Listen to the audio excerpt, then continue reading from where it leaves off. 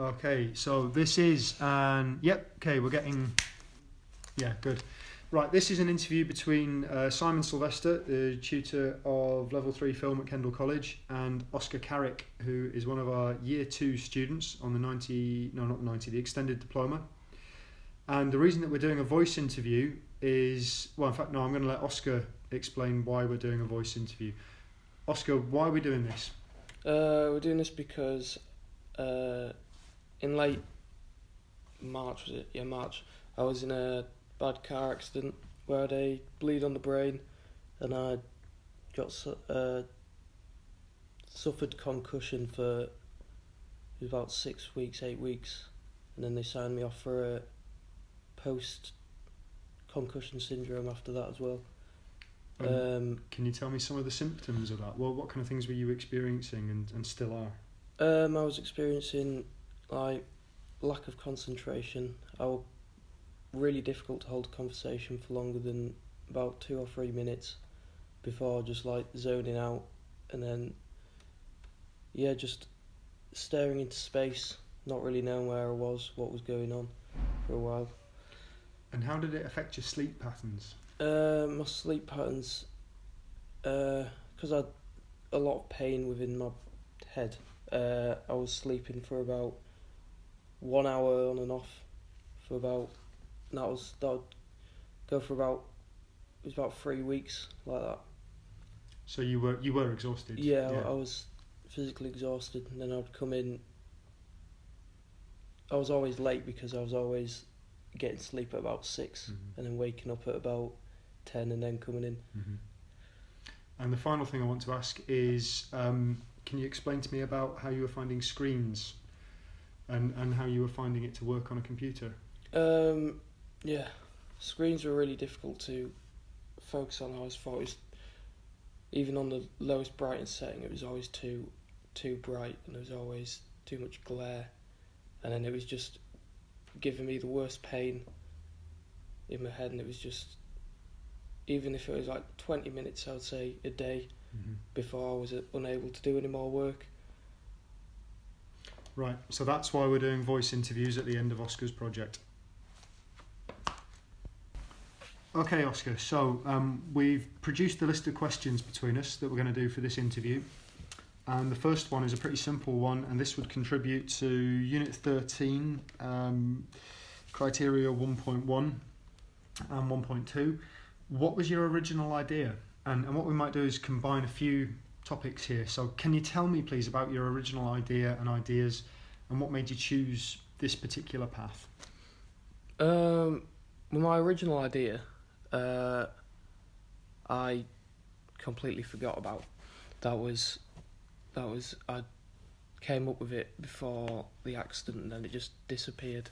So I had a couple of weeks with no actual idea, and then I think it was just it was about 11 o'clock. I just came up with this idea about this old man going to see his wife's grave, but then everything would turn against him, and then he would always end up going back in the house and then not being able to leave, and then missing what he wanted.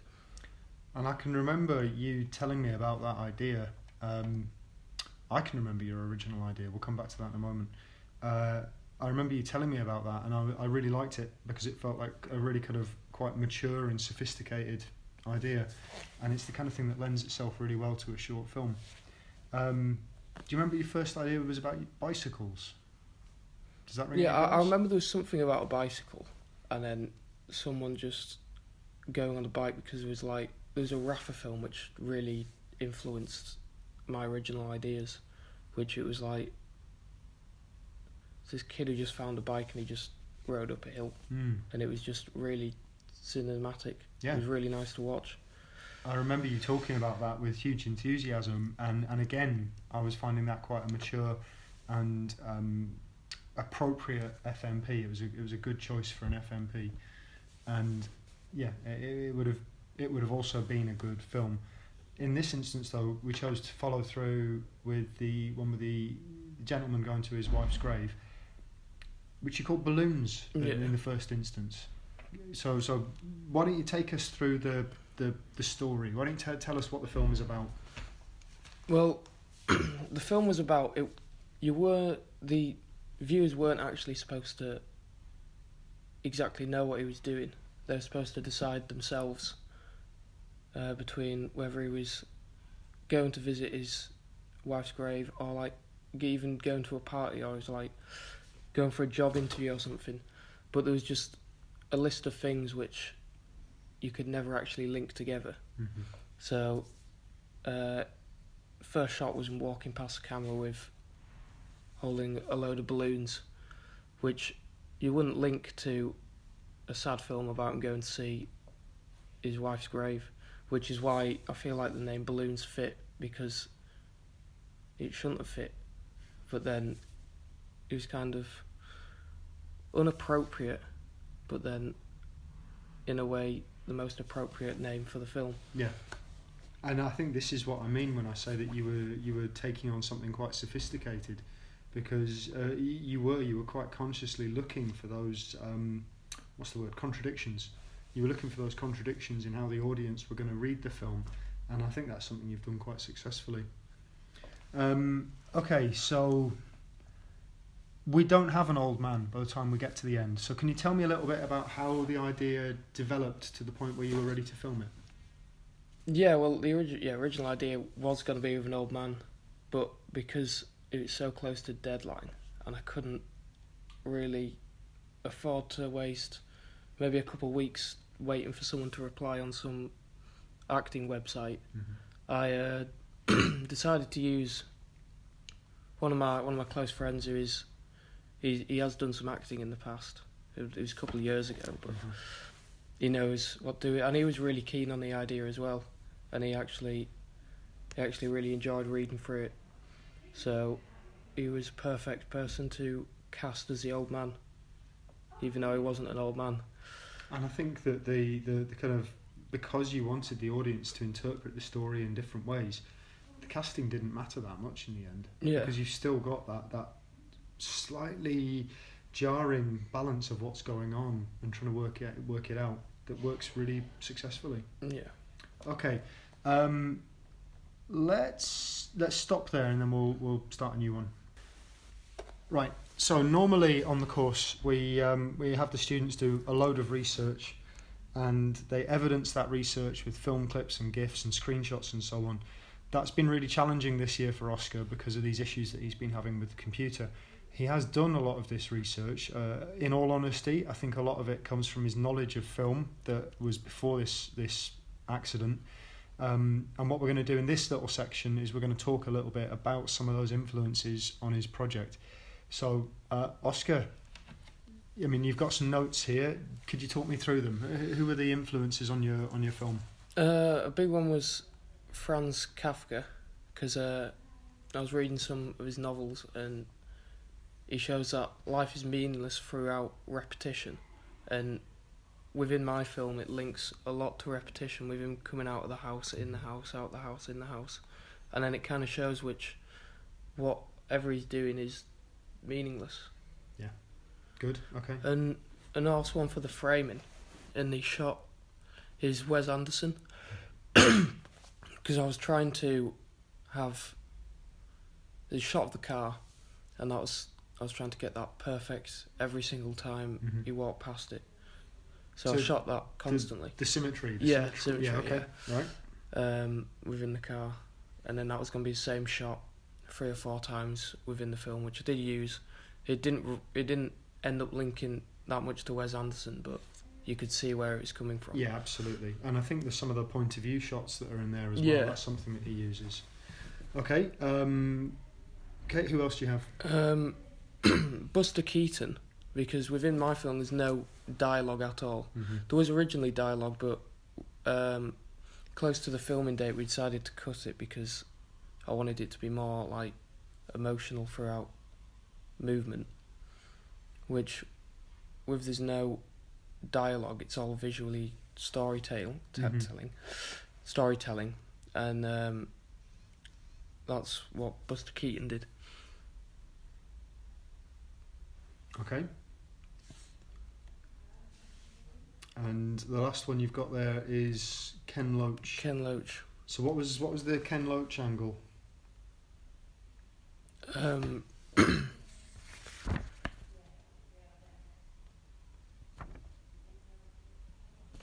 Normal life and struggling of everyday people.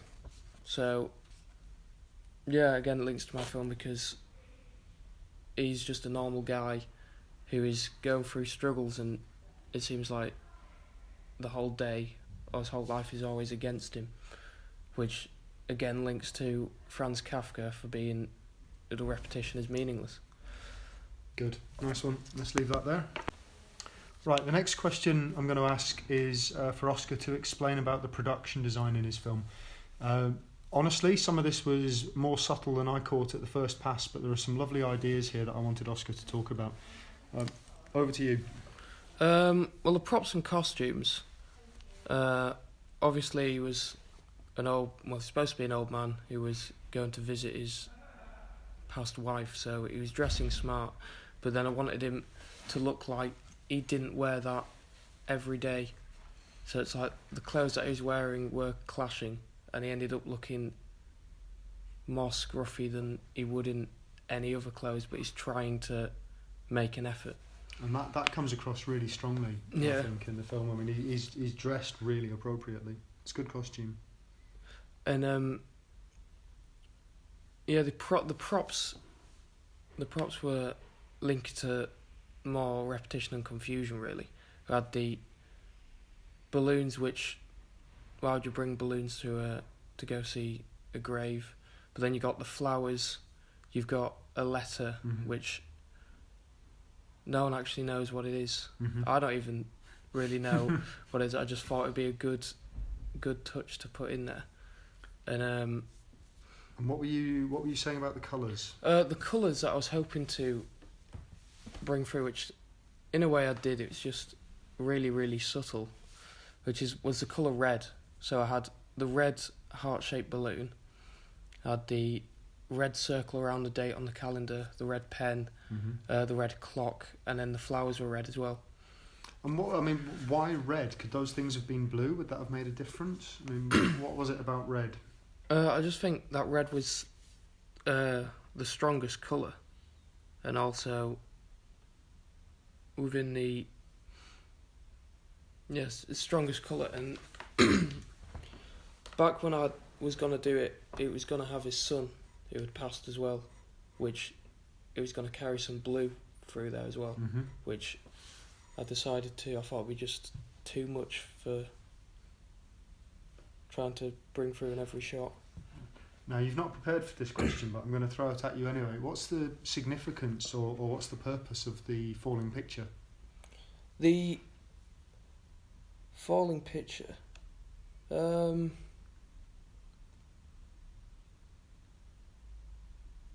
Well, I tried to get a picture which kind of looked a little bit like the actor, which I got away, and it was supposed to be him and his wife at some point, and then it always went crooked because he was it just showed like the love he had for her and how he's missing her now. It's unbalanced in his life. And then the one time where he forgets to straighten it, it falls off and smashes, and then the car doesn't start. So it links to that, so it makes you ask, if you did straighten the picture, would the car start?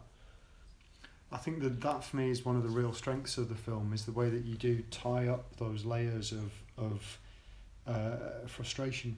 Yeah. And even though, quite literally nothing happens by the time you get to the end of the film, you've got that strong sense of it escalating, which is one of the things I really like about it. Okay, should we stop there? Yep. Right, now because... wrong question. Right, so the next one I'm going to ask about is about the general pre-production and project development process. This is quite a big criteria for me in terms of how I assess the unit. So this is one I would like to talk about. Can you tell me about some of your pre-production processes and some of the documents that you produced? I had to produce a script, which was the biggest bit of pre-production because I'd never actually written a script before. Last year, we never dipped into script writing. We just kind of expected that you'd know how to do it, and I never had the chance to write a script. But this year, I learned how to write a script. I really enjoyed the script writing process actually, turning the idea into words, and then from that creating a shot list. So tell me about the shot list then. I mean, how because this is something that's different for every filmmaker, but how do you personally start building that sense of what the film will look like visually? I don't know really. I just kind of after I'd written the script, every time I'd read the sentence of dialogue, I would see a vision of what it would look like and where it had been shot. Which is, when my location kind of fell through first time, that's when it became really difficult to see that original vision. Well, should we quickly talk about that then? Yeah. So what was your first location and what was your what was the challenge there? What was the solution? Well, my first location was the location that I actually ended up shooting with, Mm-hmm. but I was unable to shoot that, so I had my actor for one day.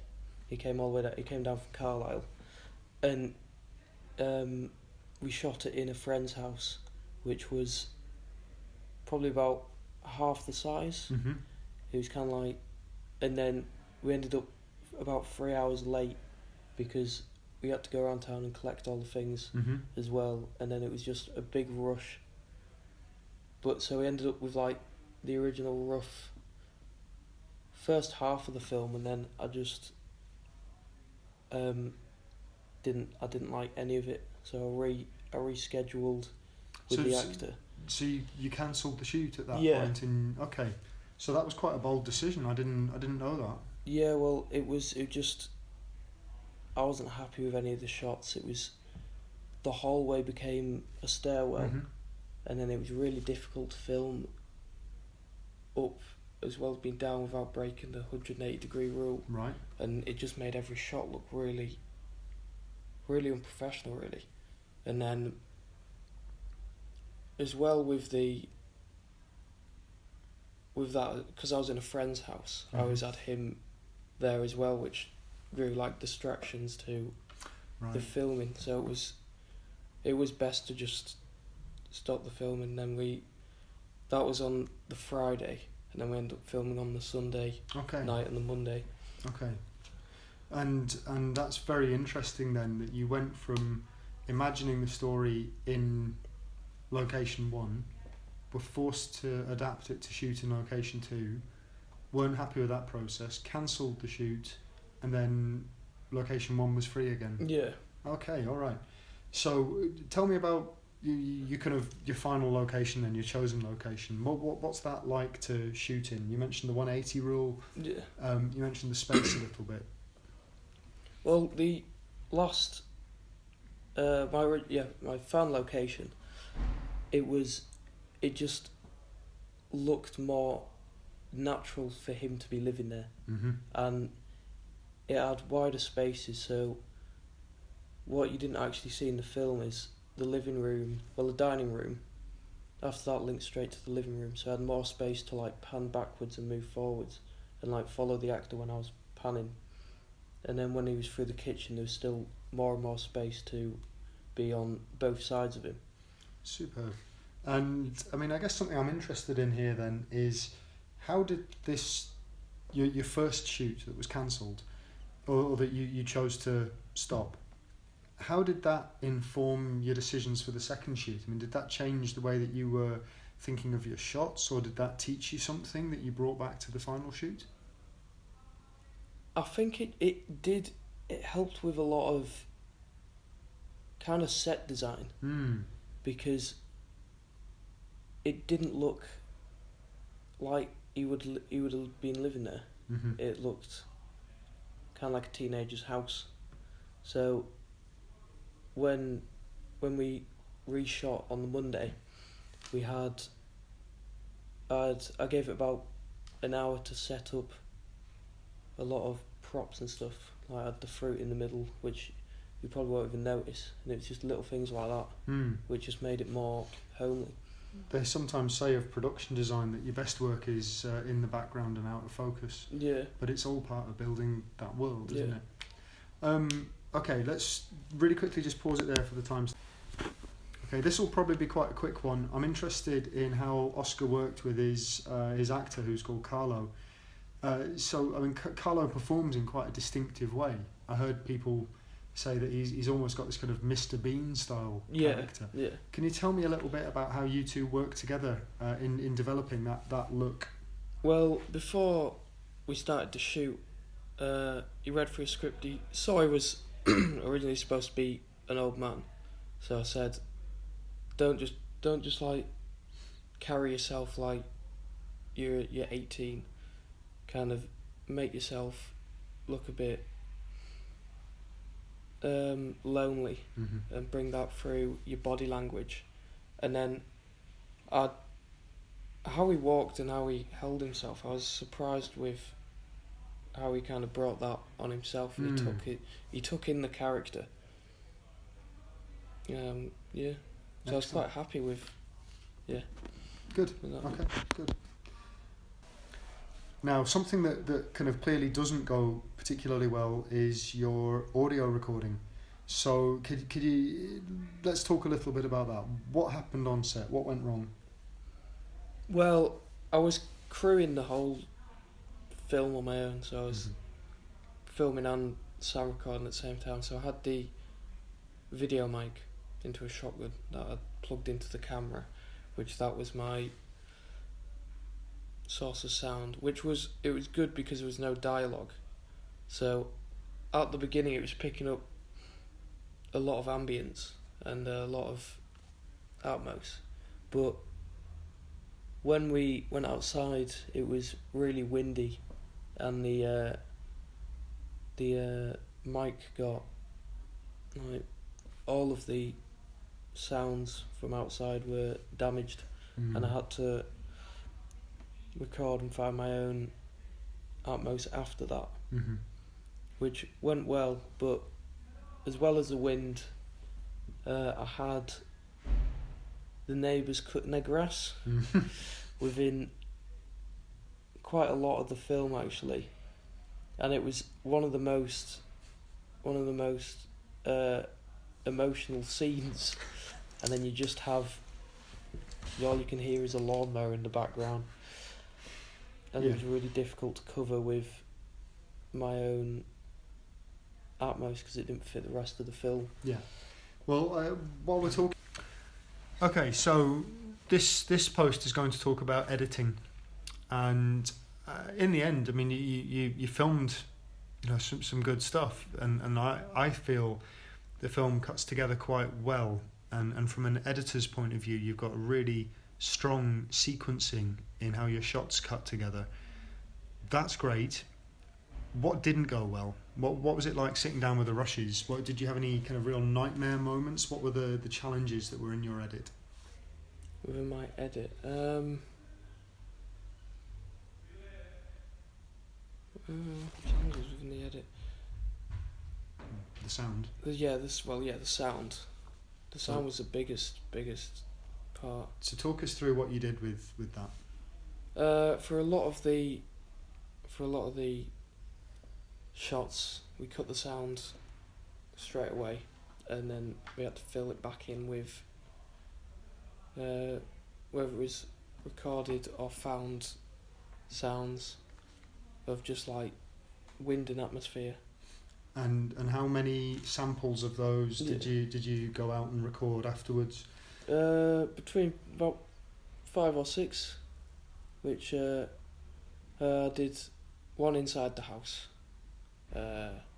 one outside with the wind, and then inside the car, and then I did those on 2 occasions. Okay, so you had quite a lot of additional Atmos to go on. Yeah. And then you added in some extra sounds, things like the glass smashing. Is that right? Yeah. Okay. that was just found sound, Mm-hmm. which it does work well. It kind of, as soon as I put it in, it fit in the right place straight away, which I was really, really happy about. And then, as well with the ignition of the car, which was that was another found sound, because I tried to record that, but it didn't. I could never get it sounding right. But yeah, that worked out really well actually. Good. And I was really happy with the ignition sound. Did you do any work to colour or grading at all? I did do some colour grading. I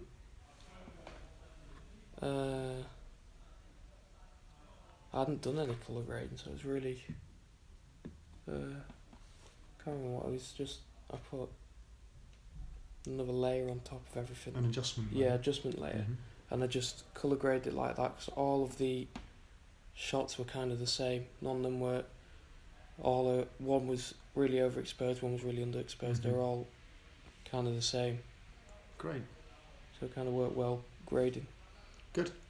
Nice one.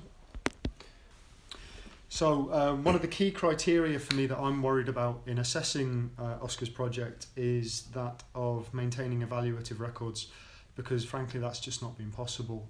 It's only really now that Oscar's starting to come out of this state of concussion you've been in for about 3 months. So that kind of regular evaluation hasn't been possible to record very easily. However, you have been doing it. So firstly, I want to state my side of things. I teach Oscar for a 3-hour session each week, and sometimes for an additional session. And within those sessions, he and I have been talking about this project. We've had some very good discussions about script, some good discussions about shot listing, some good discussions about scheduling, and in particular, some really constructive discussions about editing. Because once you've got your footage back, you were in pretty much every day and working there. But I'm not the only person you've been kind of reflecting on your project with. So can you tell me a little bit more about how you have been processing this project? How have you been thinking about it? Who have you been talking to about it? I've talked a lot with my actor about how he thinks. So with Carl, I was kind of asking him what he thought about this shot, and I would send him it, and then he would come back with a bit of feedback. And then I did that even with the script. Mm-hmm. I sent it to him straight away, and he said, I asked him what he thought about it, if he liked it, and then if there was anything that he thought he wanted to add or like change. And he said there's a few things. It's like normally it was he thought it would have been a lot better with less dialogue. So when in the script it was like when he opened the door he was talking, and then when the balloons was blown up he was talking. He wanted to cut them and just have the talking in the car, and then it was my decision to just cut the dialogue completely, which he was happy about, and then that worked out alright. And then with other people I've talked about, I've talked to members of the class, which have been supportive with my film, and then they've given tips of what I should do with grading or with bits of editing, whether to change this bit, cut that bit, and the sound. And it's clear that I didn't know that you'd cancelled your first shoot, and that's evidence of a really kind of strong decision, because it can't have been an easy decision. The easy decision would have been to keep going regardless, but it was quite a kind of bold decision to just change that. Again, I'm springing this one on you, but can you think of any other examples where you made some kind of key decisions like that, that changed or altered the schedule or the process or anything at all, really? Nothing as drastic as stopping shooting that day, but with shooting, we did push it. I think we might have originally brought it forward a week to my original schedule, which was good, because I thought I'd be actually ready to shoot by then. But it all worked out, because then it would have only given me about maybe a week to edit. So it was definitely the right decision to bring it forward. Yeah. And in terms of kind of when you had the camera in your hands or when you were working with Carlo, how were you kind of, and this is a tricky question, but how were you reflecting on your process then? What kind of factors were helping you make your decisions then? What kind of, when you were looking at the shot, how were you framing things or? No, the composition and everything. I don't know really. It was like we shot a lot first, and I realised I had a lot of the same shot, which I wasn't really happy with. So I changed. Did some Dutch angles when he's coming through the door. I did some low angles with when he's walking through the hallway. When he's walking through the kitchen, it's always a high up angle looking down, and then that's the same with the when he's straightening the picture. Mm-hmm. That was a different shot every time, which I just didn't want it to. Right, this is another one that Oscar hasn't prepared for, but again I'm springing it on him. The very first time that I saw your rough cut, you had a song playing over the top of it and a B-roll of some vinyl spinning on a record player. Can you tell me what the thought was behind that and why you decided to remove it? With the song, it was. I wanted there to be something kind of going on in it, which kind of started slow and got increasingly louder towards when he would start crying, where it would just stop, and then that would be the end. And then, my decision to cut that was. It didn't need it. It didn't need any of that. It worked on its own. It didn't really need dramatised. It didn't need more dramatic. It needed more emotion to be covered through it instead of being more dramatic, which I felt. Yeah, it just works better without it. Right, so I'm now going to talk a little bit about the end of year screening. So each year we have a kind of cinema set up for 150 people, and Oscar's film was one of the films that we screened at that screening. It was introduced by him. Can you tell me a little bit about that experience? I really enjoyed the screen actually. It was, I'd never done anything like that. I'd never opened my own film, which you could kind of tell because I went up at the wrong time, but it was all alright. And people seem to really, really enjoy watching all the films. So yeah, I got a bit of feedback from a few people in the audience, which they both had different ideas about what he was doing actually. One of them was like, is he applying for a job or something? And then the other one was, oh no, he's a clown, he's going to work, which I did. That's what I kind of wanted. I wanted people to come up with their own decisions, whether it be happy or sad. And another one got it completely. He hadn't seen any of it before, and then he said, oh, I really liked the film. It was. I thought it was really sad actually, and yeah, he was one of the only people that have got it completely straight off. That was my reading of it. I mean, I love the thought that he's a clown going to work. Yeah. That's clever. I'd read it as a father trying to go to his son's birthday party, like his estranged son, and not being able to go, and just the weight of that bearing down on him. But I also found it sad. I also found it. I think the Ken Loach angle there is a really strong one, because it's just about that sense of frustration in everyday life. I thought it was really powerful. You weren't at the afternoon screening, you were at the evening screening.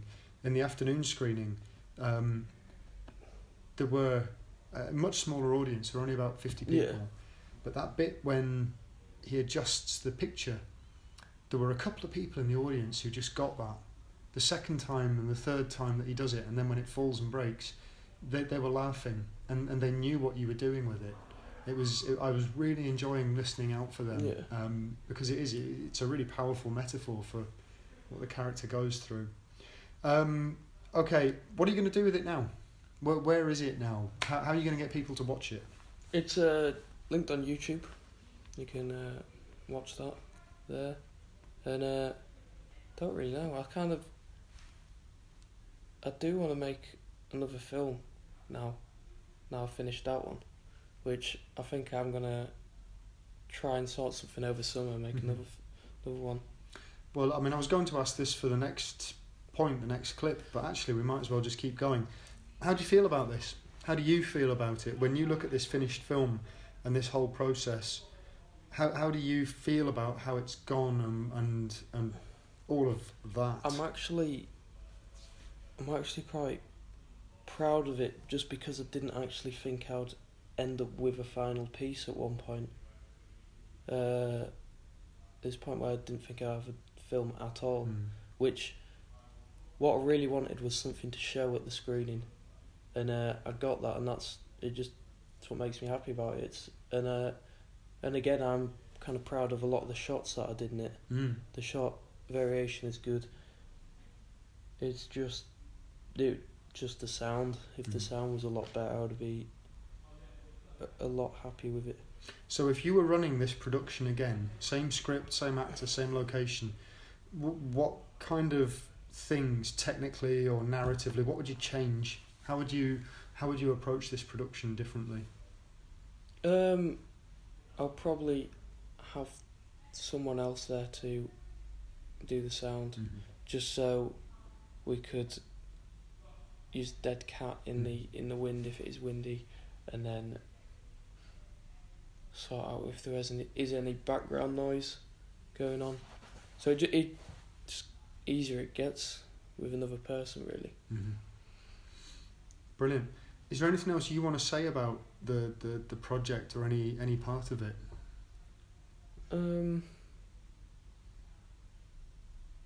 I think that really. Yeah. Okay, let's call that a day. Cheers, Oscar. Awesome.